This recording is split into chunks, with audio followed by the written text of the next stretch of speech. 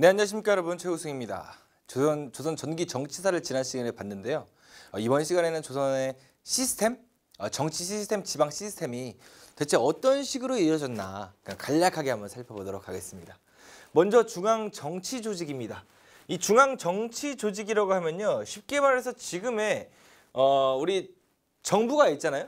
위에 제일 위에 청와대가 있죠. 청와대 밑에 뭐가 있죠? 그렇죠, 우리 국무총리가 있죠. 청와대 대통령이 계시는 거고요. 국무총리 밑에 뭐가 있습니까? 각 부처가 있잖아요. 예를 들어서 뭐가 있을까요? 기획재정부, 우리가 아는 국방부, 법무부, 벤처기업 사업부, 뭐 과학기술교육부, 어쩌고 저쩌고 저 부부 엄청 많죠. 뭐 17개 부처가 있습니다. 바로 이런 시스템이 중앙 정치 조직 시스템입니다. 바로 조선시대에도 이런 게 있었다는 거죠. 이런 게. 지금 보면요, 명칭들이 좀 생소하실 거예요. 막 의정부, 승정원, 사원부, 사관, 홍보관, 의금부 생소하실 겁니다. 근데요, 따지고 보면 하나, 둘, 셋, 넷, 다섯, 여섯, 뭐 7개 정도밖에 안 되거든요. 물론 이 이외에 더 있긴 있어요. 그런데 이렇게 요것만 가져가셔도 시험 보는 데는 거의 지장이 없거든요. 이번 시간에는 요거 명칭만 좀 간략하게 여러분 좀 느낌적으로 맞다. 조선시대에 그게 있었구나. 내가 객관식이면 이거 찍을 수 있겠다 정도까지만 가져가시는 걸로 목표로 삼으시면 될 것 같습니다. 자, 보겠습니다. 의정부, 국정을 총괄하는 부서다. 지금 따지면요, 대통령이 왕은 아니지만 왕으로 비유를 한다면 국무총리가 의정부로 비유할 수 있습니다. 의정부에는 뭐가 있죠? 그렇죠. 영의정, 좌의정, 우의정 이 세 개가 이 세 개의 자리가 있잖아요. 이 세 자리가 다 국무총리급이라고 생각하시면 됩니다. 그 의정부가 국정을 총괄하는 거다. 맞잖아요. 각 부처가 모든 거 올리면 국무총리가 총괄하는 역할을 하는 거잖아요. 그래서 이제 국정을 총괄하는 게 의정부다. 의정부. 그리고 그 밑에 6조가 있죠. 2호, 2조, 호조, 예조, 병조, 형조, 공조. 간략하게 줄여서 2, 호, 예, 병, 형, 공. 6개가 부처가 있습니다. 그 당시에는 부처라고 안 하고 조라고 표현했기 때문에 6개 조라고 합니다. 지금의 우리 각 부처 무슨 부 이거 똑같은 겁니다. 이것도. 그래서 6개의 조가 있었다.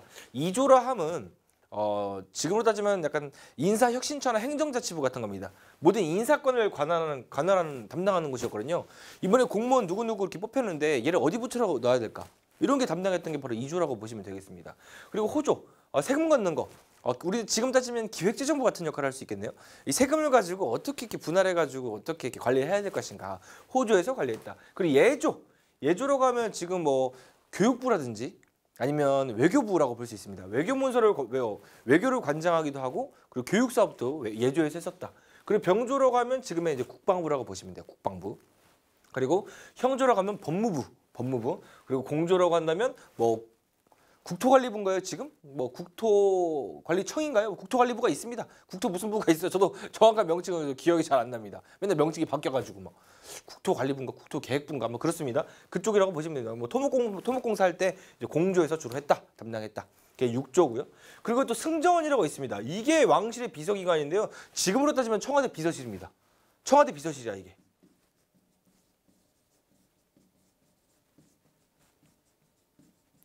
지금의 대통령이 가장 많이 만나는 사람들이 누굽니까? 무슨 장관일 것 같아요?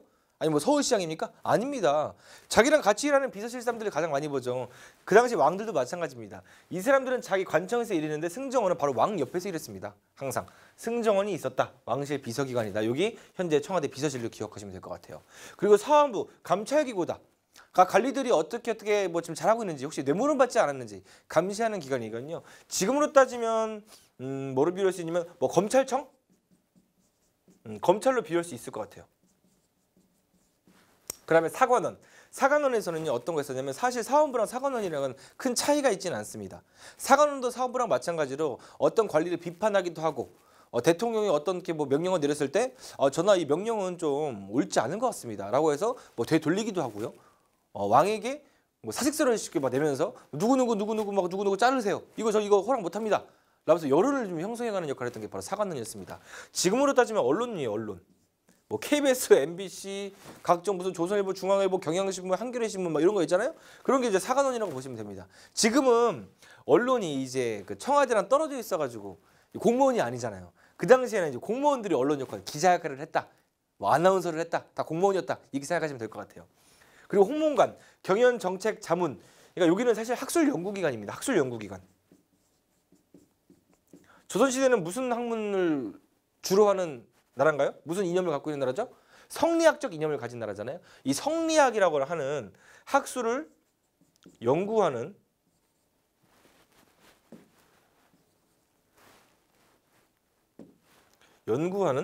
기관이다라고 보시면 될 것 같아요. 그래서 여기서 경연을 주로 담당했었는데 이게 왕과 같이 토론하고 공부하는 겁니다.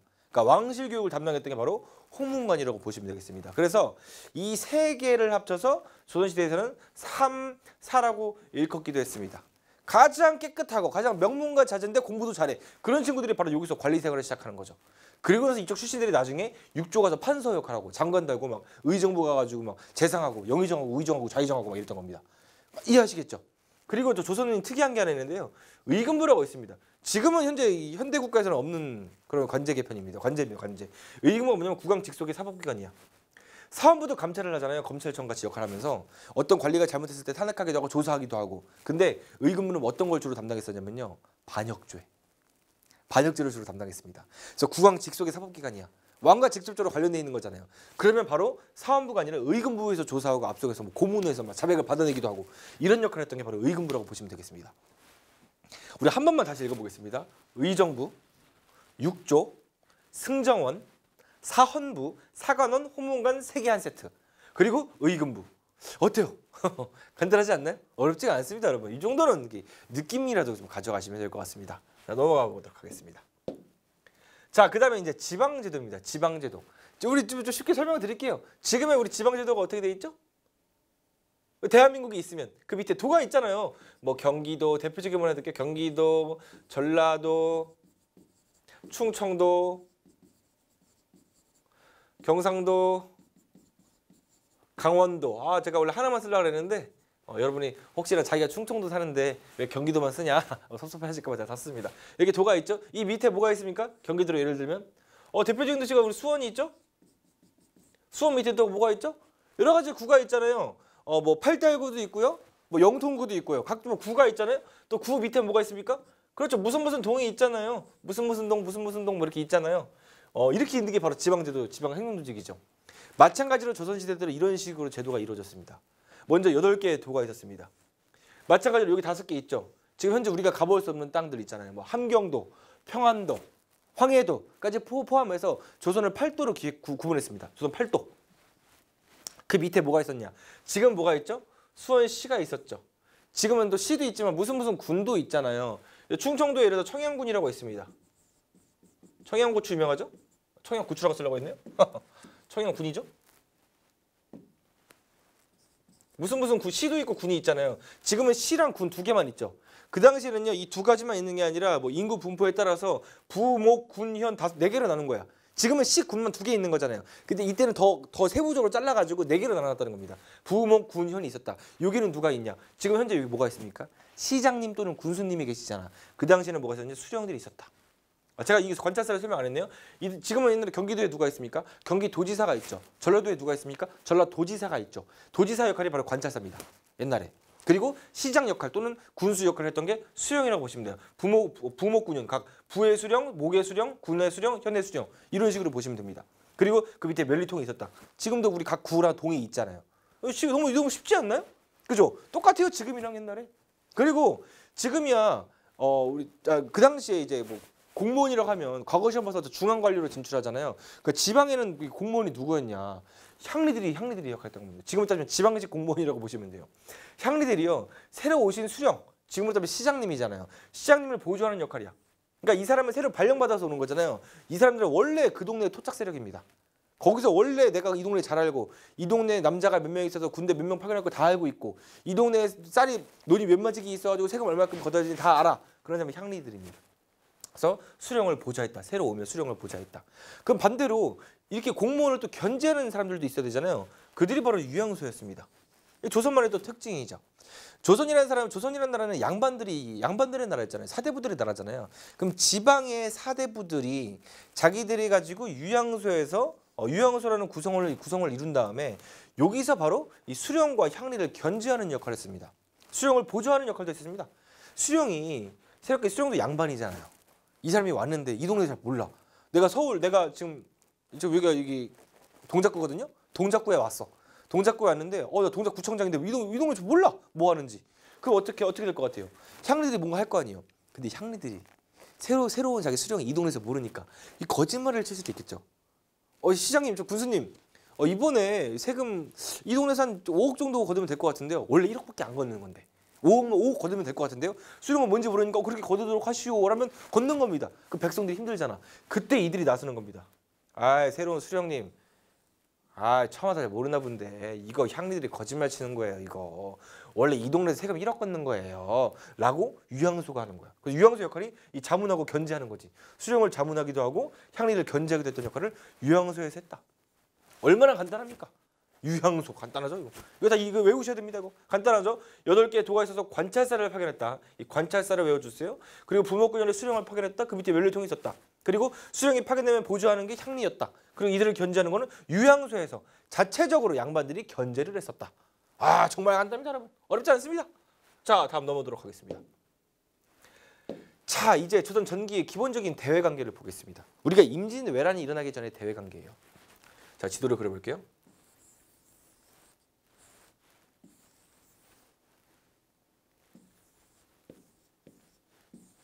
자, 대한민국이 있고요. 중국이 있고요. 일본이 있었습니다. 그 당시에 중국에 있던 나라는 명나라였습니다. 여기를 일본은 이제 외라고 표현할게요. 그리고 조선이 있었고요. 근데 그 당시에 지금이야 여기 다 중국 땅이었지만 원래 중국 땅이 아니라 옛날에 우리 여진족 친구들이 많이 살았었거든요. 예전에는요. 지금은 아닙니다만. 그래서 보통 이런 식으로 이제 우리 동아시아의 국가가 형성되었었거든요. 그 당시에 처음으로 우리는 기본적으로 4대 교린 정책을 취했습니다. 조선이라는 나라는. 뭐냐? 4대 하는 나라가 따로 있고 교린하는 나라가 따로 있던 겁니다. 4대 하는 나라는 뭐야? 신하 국가가 자청하는 겁니다. 우리가. 누구의 신하야? 명나라의 신하죠. 명나라는 중국의 대제국이잖아요. 그 당시에. 명나라의 신하 국가를 자청하면서요. 명나라 황제가 새로 즉위하거나 아니면 매년 어떤 날에 특정 정해서요. 황제에게 인사가는 사신을 파견합니다. 그러면서 황제에게 좋은 물건, 특산품을 바치기도 하고요. 또 중국으로부터 명나라로부터 또 특산품을 하사받기도 합니다. 사실 우리에게는 명나라랑 교류하는 게 4대 한다고 해가지고 꼭 뭐 형님 막 되게 굴욕적이다 라고 생각하시는 분들도 있을지 모르겠지만 실질적으로는 꼭 그렇지는 않았습니다. 오히려 어떻게 명나라랑 싸울 수가 없습니다. 어차피 중국 너무 큰 나라라서. 그래서 명나라랑 이렇게 좀 이제 친하게 지내면서 동생 소리 들으면서 신하 소리 들으면서 명나라가 아주 좋은 물건들이 들어왔을 때 이 문물들을 받는 역할을 했던 게 바로 이 조선인의 그때 전기의 모습이었습니다. 그래서 명나라랑 사대를 했으나 그러나 자주적 신리 외교였다. 이렇게 기억해 주면 될 것 같아요. 그리고 교린입니다. 교린이 뭐냐면 그러니까 이웃과 교류한다는 뜻이에요. 여진과는 어떻게 했냐. 세종대왕께서 원래 고려시대 영토가 여기까지였는데 이쪽 부분 사군 육진이라고 하는 부분을 개척하게 되면서 여진과 맞닥뜨리게 됩니다. 그래서 여진의 것도 이제 무역하게 되고요. 또 사신도 교류했다. 뭐 간략하게 여진이랑 뭐 그런 식으로 교류했었다. 그러니까 이렇게 넘어가시면 될 것 같아요. 그리고 일본하고는 또 관계가 또 있습니다. 외우셔야 돼요. 스시마섬 정보를 하고 삼포를 계약하고 계약조를 맺었다. 무슨 말이야? 일본의 여기는 섬이 혹시 뭔지 아세요? 우리나라 여기는 건 제주도고 여기는 뭐야? 대마도잖아. 대마도. 우리 여기 있는 게 독도고요. 이 대마도에 왜구들이 그렇게 많았어요. 왜구들이 뭐 바다 도적들이죠.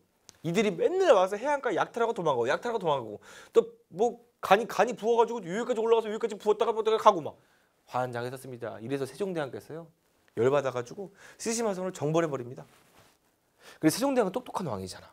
그래서 세종대왕이 생각한 거야. 아니 저 대마도에 있는 놈들이 왜 쳐들어올까? 우리가 지금 정벌한다고 해서 또 나중에 10년 뒤에 쳐들어오지 말라는 법이 있나? 얘들이 쳐들어온 이유가 있을 것이다. 이유를 찾아봤더니 배고파서야. 대마도라는 땅은요. 땅 크기는 어느 정도 있고 인구도 있는데 땅이 척박해. 농사가 제대로 되지 않습니다. 그래서 배고파가지고 맨날 침략하는 거야. 그래서 세종대왕께서 생각한 게 뭐냐면 그래 그러면 삼포를 개항해라. 이쪽에 있는 부산 연포 제포라고 하는 동네가 있는데요. 바로 이쪽 동네죠. 이걸 개항하게 되면 어떻게 되는 거야? 대마도에서 특산품을 갖고 오면 우리가 쌀을 주겠다는 거야. 콩이나. 이렇게 주는 겁니다. 그리고 개항을 합니다. 그리고 나서 바로 약속을 맺습니다. 너네 그 대신에 많이 가져가지 말고 이만큼만 가져가 라고 약속을 한 겁니다. 세종대왕께서 진짜 천재야 천재. 스시마 정벌 삼포기한 계약조 다 세종대왕 때 일어났던 거고요. 다 일본과 관계된 거라고 기억해 주시면 될 것 같습니다. 자, 그리고 기타 동남아시아와도 교류했었다. 뭐 류크시암 자와랑 교류했었다. 뭐 여기는 동남아시아들 있잖아요. 뭐 인도네시아 이런 나라도 교류했었다. 신기하죠. 그냥 이거 넘어가겠습니다. 이거는. 자, 전기 정치 제도사. 뭐 지금 뭐 지방 제도사, 대외 관계. 뭐 어떠신가요? 별로 어렵지가 않죠. 물론 이 이외에도 내용이 굉장히 많습니다. 그러나 지금은 기초 맨날 말씀드리지 않습니까? 이 기초 강의에서는요. 이 정도만 간략하게 짚고 넘어가시고 이런 느낌이 있었구나라고 기억한 다음에 기본 강의 때 보면 정말 더 기억이 세세하게 잘 날 거라고 저는 믿어 의심치 않습니다.